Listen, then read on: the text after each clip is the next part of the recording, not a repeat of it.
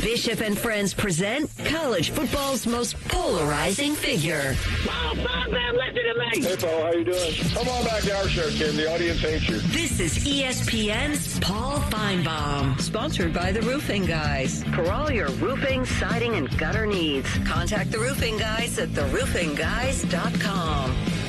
Well, buddy, since last we talked, 9:30 on a Friday. Hey, we can pay players. You want to do a Friday news dump? 9:30 Eastern on a Friday is about as news dumpy as it can be, my man. Yeah, Beau, I was on a plane Friday night, and I appreciated everybody around me telling me what had happened, like I didn't know. But it was a good way to ruin the weekend, knowing that we would have to be talking about this nonsense. Well, we're still talking about it, and yeah.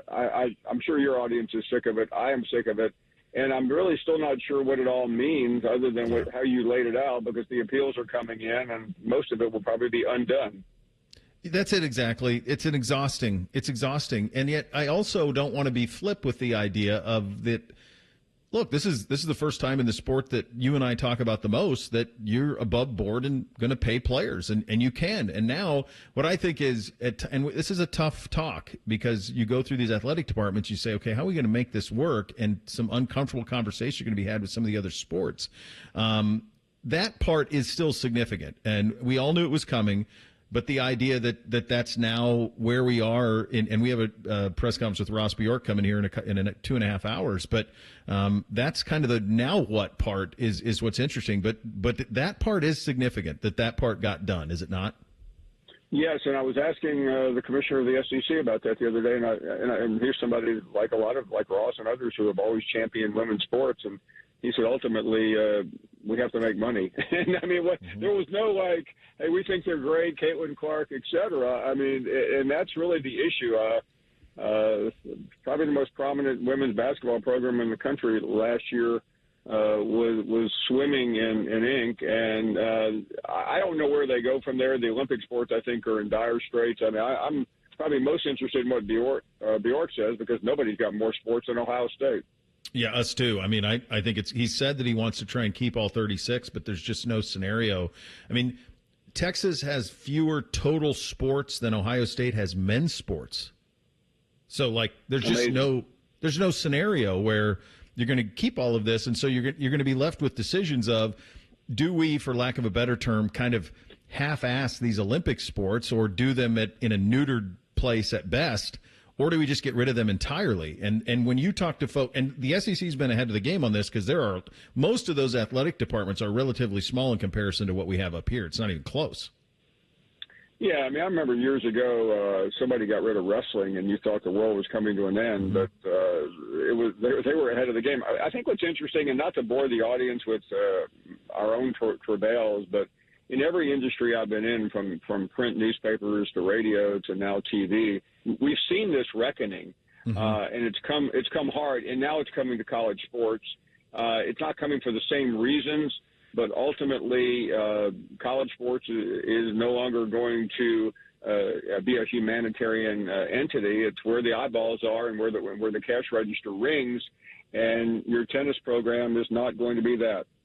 Yeah, and to me, I remember a spot, and I'm curious if you have a similar spot. I remember I was down in Tallahassee at the time, and Bowden was the highest paid coach in college football, and then Mac Brown got that deal at Texas, and I want to say it was right after they won the national title in 2005, and you went, oh, that's a lot of money, and it was like, and it just keeps getting there. It's gotten growing. I mean, Ryan Day makes $12 million a year. Kirby's making 13, 14. None of those guys are giving their money back, and I'm not suggesting that they should. But was there a point for you where essentially the sport crossed the Rubicon and the money got too big? Yeah, I mean, I still remember the first $1 million coach. I think it was Bowden and then Spurrier, and we're talking about the 90s. Yeah. I know I'm not answering your question yet, but when Saban was hired in 2000 and I'm trying to remember 2007 at Alabama, the head of the board of trustees said this is absurd to pay a man $4 million a year. Now, by the way, that guy was a billionaire, but he said that's CEO money. But now it's doubled and in some places tripled. But I still think that the Sabans and the Ryan Days and the Brian Kellys earn their money. They're at the most valuable tip of the spear in the athletic department. It's just some of the other coaches I have to wonder about. Some of these basketball coaches who really are not bringing in anything, making $3 to $5 million a year. You just brought that up with, and I always thought that was for appearances with Don Staley and the salary at South Carolina. And you say, well, does this make sense to do this? And it was like, well, we have this money, we got to spend it, and we got it. It's like arbitrarily they decided, well, this is the women's program that we're going to put a lot of money behind, and we're going to pay this coach as if it's the men's coach in basketball, which is a revenue generator, or football. And that's the thing that it's interesting to me along the way, how they've made these decisions on how to kind of dole out this money, and now it's time to pay the piper. And where do you even begin? And Beau, the problem, and Ross can attest to this better than I can, but the problem is really a couple of super agents, namely one, Jimmy Sexton, who mortgages coaches against athletic directors who do not want to be destroyed on social media. So they'll pay.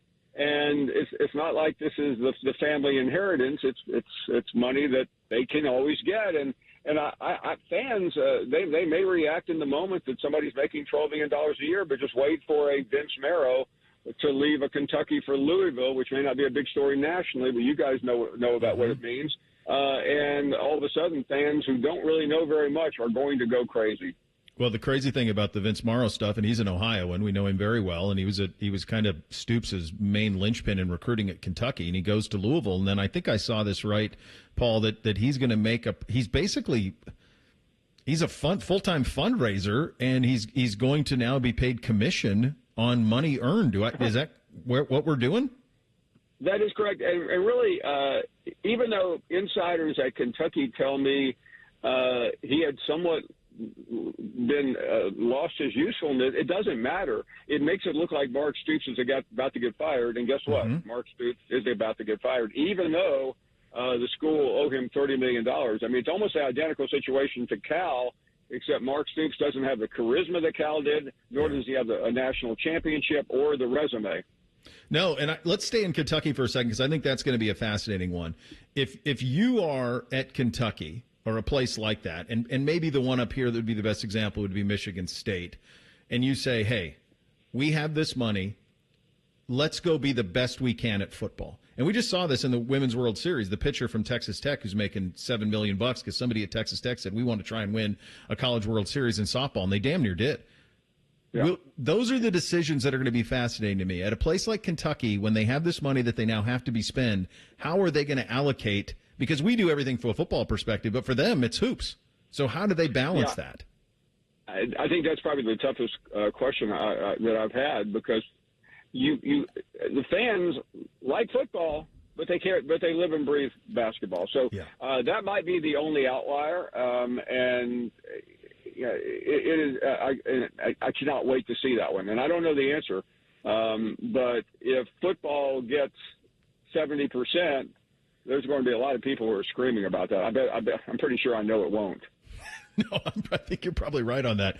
Hey, I want to get your view of this, and you've been around a lot of great coaches, and I was listening to Urban this week talking about the Lincoln Riley spot at USC, and I think we can all kind of agree that he's probably got as much pressure as anybody in the country, although Kalen DeBoer's got a lot of pressure year two at Alabama, too, and there's all sorts of places that do. But Urban said something that he still viewed USC as a top 5 job.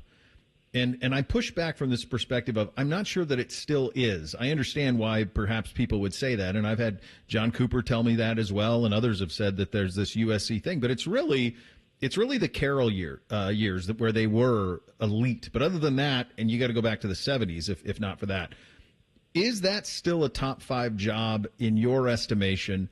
And because of everything that's happened in the last couple of years, has how we define a top 5 job changed?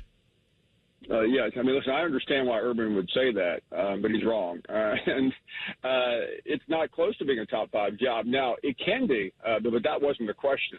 I mean, until a couple of years ago, people talked about Nebraska being one of the biggest brands in college football, when we both know it is not. Yeah. Texas, Georgia, Alabama, Ohio State. I just gave you 4 names. USC isn't ahead of them. And I could probably come up with quite a few more right now, including Oregon, maybe Penn State.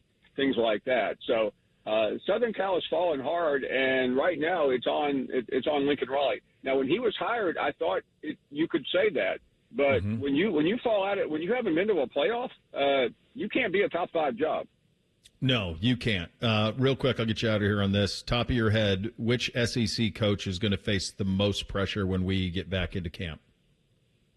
Yeah, I think it's still going to be Brian Kelly because for all the hype that his school is getting, he cannot afford anything but a playoff season. Yeah, it's time. He's got the returning quarterback and all of it. All right, buddy, good stuff as always. Thanks for your time. Enjoyed it. Thank you, Beau.